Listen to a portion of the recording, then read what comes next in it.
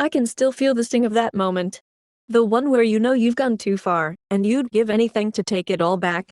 But the words were already out, floating in the air like poison, and there was no stuffing them back in. That night, everything changed.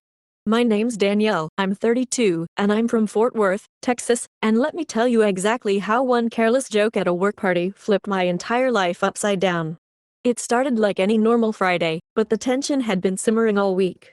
Troy, my husband of 8 years, dependable, stubborn, never one for drama, had been bugging me for days about his company's end-of-year party. I didn't want to go. These events always make me feel like an accessory. But he kept insisting, said it would look good, said his boss, Mr. Reich, would notice if I showed up. He was practically begging. I wanted to say no, but something told me he needed this from me. So, I caved. I spent longer than usual getting ready, doing my makeup, curling my hair, putting on that deep green dress he loves. The one that hugs my curves just right. The whole time I was trying to convince myself I'd survive a couple of hours making small talk with people whose names I barely knew. My nerves were already frazzled by the time we pulled into that fancy hotel parking lot, but I pasted on a smile and told myself, just be the good wife tonight. As soon as we walked in, the fake warmth of holiday decorations and stiff laughter hit me.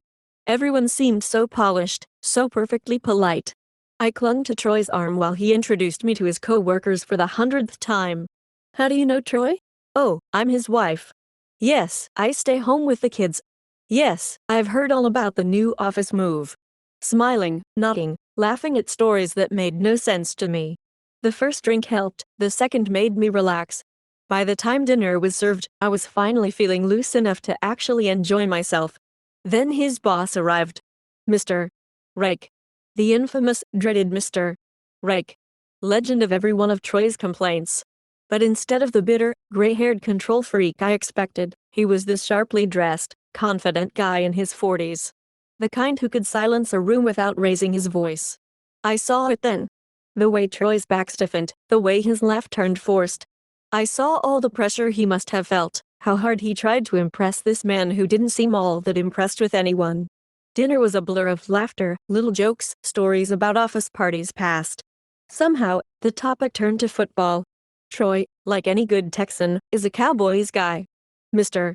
Reich is all about the Eagles. The banter was light at first, then the competitive edge started showing. They were trading jabs, but I could see Troy's pride getting pricked, his jaw tightening in that way I know all too well. And then, in the middle of their back and forth, I opened my mouth and let loose the joke that would unravel everything. I leaned in, grinning, and said, well, maybe if you spent as much time at home as you do defending the Cowboys, you'd actually win something for once. For a split second, I thought it was witty. But then the laughter died, the conversation froze. Mr. Reich let out a booming laugh, but Troy? He just stared at his plate, like he was counting every regret. But I wasn't done. No, I had to double down. I giggled and added, if you put that much energy into our finances, maybe we wouldn't be fighting over the cable bill every month. Silence. Even the waiters seemed to sense it, moving around our table like there'd been a death in the family. I felt Troy's knee tap mine. A warning, but I brushed it off. I tried to save face, making it seem like I was just being playful. But deep down, I felt my stomach twist with regret. The rest of dinner was a disaster. Troy barely spoke to me. Every time I tried to nudge him, he'd just give me that I can't believe you look. Mr. Reich tried to bring the mood back, saying I was funny, that I kept Troy on his toes. But Troy? He couldn't even fake a laugh. That's when it really hit me. This wasn't just about the joke. I'd embarrassed him in front of the one person who mattered most for his career. We were supposed to head to the bar for drinks after dinner, but Troy just grabbed his coat and said, let's go. I put on my best fake smile and said something about it being my bedtime, but nobody was listening.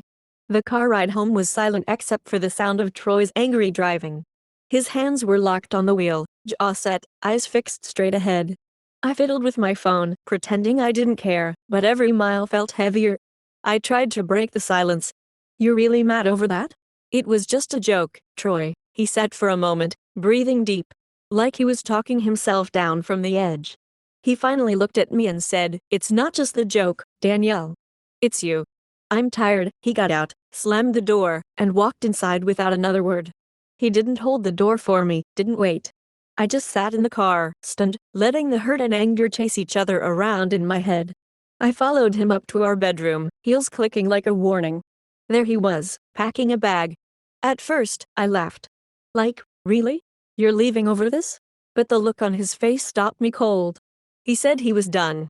Zipped up the bag and brushed past me. I taunted him, told him to go if he wanted to be stupid.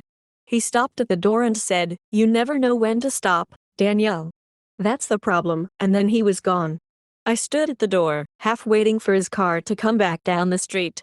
When it didn't, I told myself he was being ridiculous, that he'd cool off and come back. I texted him. No response. Tried to distract myself by calling my sister, Rachel. She listened to the whole story and, to my annoyance, took his side. "You said that in front of his boss. Girl, you made him look small."